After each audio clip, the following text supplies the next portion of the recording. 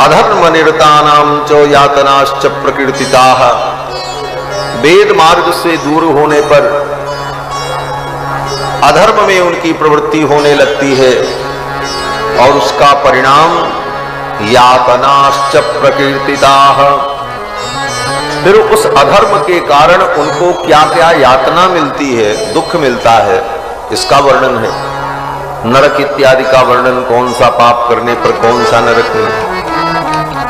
तो ऐसे घोर कलयुग में, घोरे कलयुगे प्राप्ते वेद मार्ग बहिष्कृते, ऐसे घोर कलयुग में लोग जब वेद मार्ग से बहिष्कृत हो जाएंगे,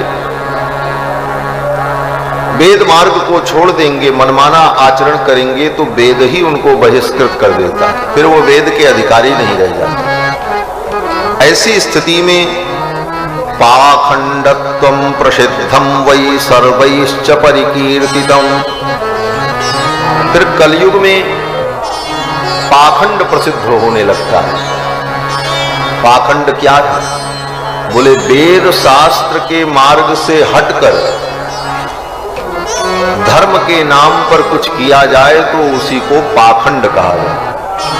बहुत सरल शब्दों में कह रहे हैं, वेद सिद्धांत को छोड़कर हम अपने मन से कुछ धर्म करें, उसका नाम पाखंड है, वो धर्म नहीं है, वह पाप ही है।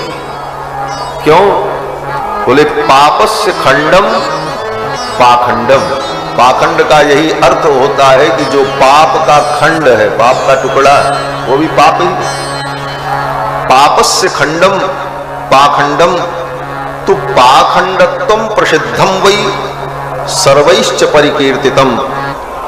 कलयुग में धर्म के नाम पर अधिक से अधिक पाखंडी पैदा हो गए, सीधा सीधा। और आज आप देख रहे हैं धर्म के नाम पर कितना पाखंड फैल रहा है।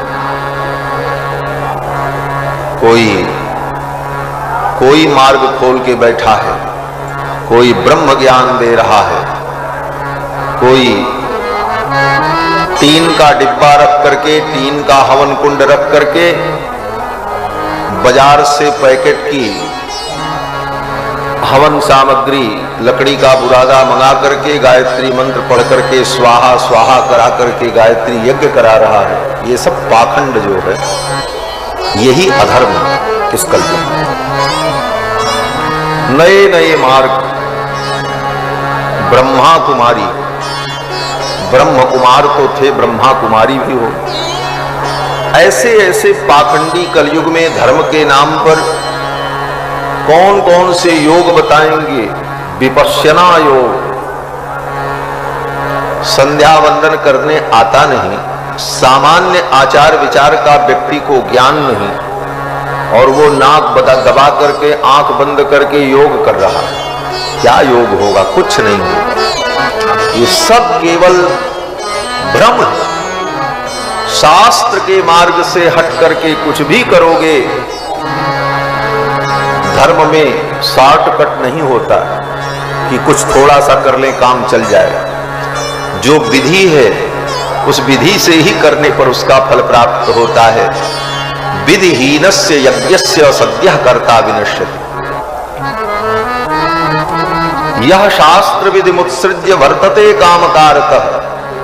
अपने मन से आप कुछ करोगे शास्त्र छोड़ करके तो वो धर्म नहीं होगा और उसका वो फल नहीं मिलेगा। बंदूक की गोली से आदमी को मारा जाता है, किसी को मार दिया जाता है, लेकिन उस गोली को लेकर के आप सोचो कि इसी गोली से आदमी मरता है तो लाओ फेंक करके मार दें। फेंक करके मारोगे तो खोपड़ी भी नहीं फूटेगी। उसकी जो विधि है, उस विधि से बंदूक की नाल में उसको डालकर और लक्ष्य का अनुसंधान करके जब आप खटका दबाएंगे तो वही एक गोली हाथी को भी मारने में समर्थ हो जाएगी, और उठा करके पत्थर जैसा फेंक दे तो किसी का सिर भी नहीं फूटेगा। क्यों? बोले विधि से विपरीत करने पर, जिस चीज की जो विधि है उस विधि से करने पर ही फल की प्राप्ति होती है। तो कलयुग में धर्म के नाम पर पाखंड अनेक प्रकार से फैल रहा है। ऐसे पाखंड की स्थिति में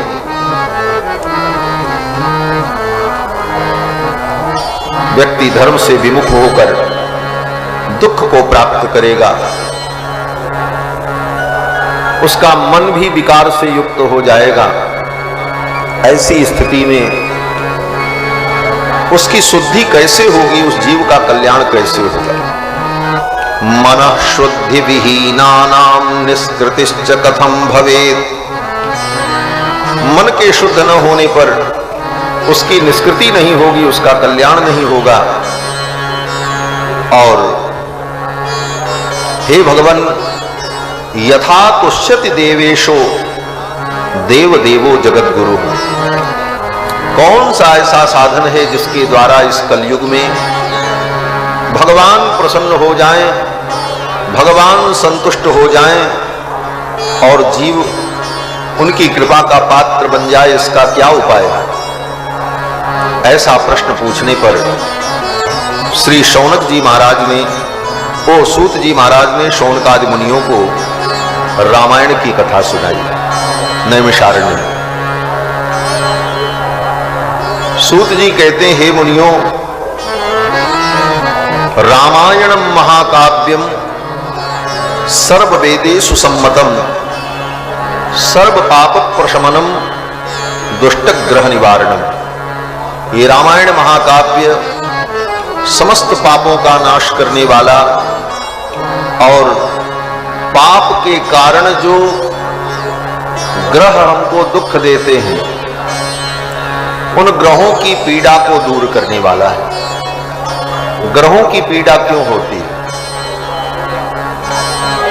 लोग जाते हैं ज्योतिषी के पास, कुंडली विचार कराते हैं, तो ज्योतिषी जी बताते तुम्हारा ये ग्रह खराब, तुम्हारा ये ग्रह खराब, ये जोग चल रहा है। ये क्यों? ये ग्रह किसी को दुख क्यों देते? बोले ये परमात्मा के बनाए हुए सिपाही सैनिक हैं ग्रह। जैसे राजा के संविधान के विपरीत अगर कोई आचरण करता है तो राजा के कर्मचारी उसको दंड देते हैं। आप संविधान के विपरीत करोगे, कानून का उल्लंघन करोगे, तो सरकारी कर्मचारी इसीलिए बनाए गए हैं कि आपके ऊपर मुकदमा होगा, पकड़े जाओगे, दंड मिलेगा। उसी प्रकार से जो परमात्मा के बनाए हुए वैदिक सनातन संविधान के विपरीत आचरण करता है, तब ये ग्रह उसको दंड देते हैं, ग्रह दुख देते। अगर व्यक्ति धर्म के अनुकूल पथ पर चले तो ग्रह भी उसका मंगल करते हैं, ग्रह भी उसका कल्याण करते हैं, सारे ग्रह उसका मंगल करते हैं। तो पाप के कारण जो ग्रह हमको पीड़ा देते हैं, सूत जी महाराज कहते हैं सर्व पाप प्रशमनम दुष्ट ग्रह निवारणम।